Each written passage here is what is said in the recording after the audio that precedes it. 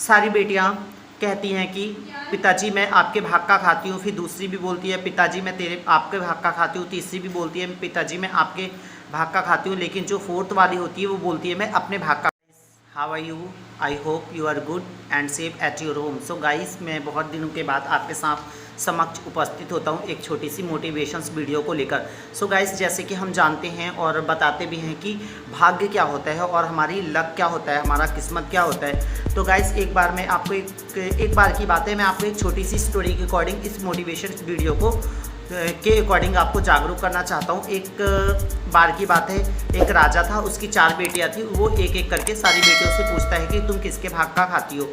सारी बेटियाँ कहती हैं कि पिताजी मैं आपके भाग का खाती हूँ, फिर दूसरी भी बोलती है पिताजी मैं आपके भाग का खाती हूँ, तीसरी भी बोलती है पिताजी मैं आपके भाग का खाती हूँ, लेकिन जो फोर्थ वाली होती है वो बोलती है मैं अपने भाग का खाती हूँ।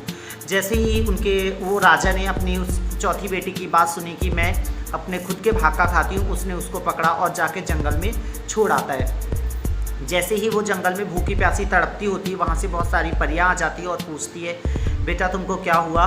तो वो बताती है कि मेरे साथ ऐसी ऐसी घटना हुई है, मेरे पिताजी ने पूछा कि तुम किसके भाग का खाती हो, तो मैंने कह दिया मैं खुद अपने ही भाग का खाती हूँ। तो मेरे पिताजी ने मुझे इस जंगल में लाके छोड़ दिया और मेरी 3 बहनों ने कहा कि मैं पिताजी आपके भाग का खाती हूँ, तो उनको घर में रख लिया। अब देखते देखते क्या होता है कि जो लड़की को जंगल में छोड़ आता है, वो लड़की को परियों ने उठा के एक बहुत अच्छा सा बर ढूंढ के उसकी शादी वादी कर देते हैं और वो अपना जीवन सुखी और सुखमय से व्यतीत करने लगती है।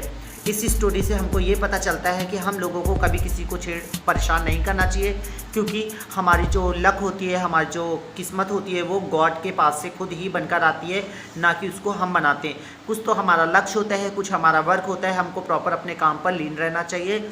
जब हमारा वर्क सही मायने पर सही वे पर चलता है, तभी हम अपने लक को बना सकते हैं और हमारा किस्मत ब्राइट हो सकता है, हमारा जो फ्यूचर है वो ब्राइट हो सकता है। इसलिए आपके घर में कितने भी लोग रहते हैं, हो सकता है कि हम किसी के किस्मत का खा रहे हों या फिर उसकी वजह से हमारा कारोबार अच्छा चल रहा हो, तो हमें कभी किसी को ठेस नहीं पहुंचानी चाहिए और प्रतिदिन अपने काम पर लीन रहना चाहिए।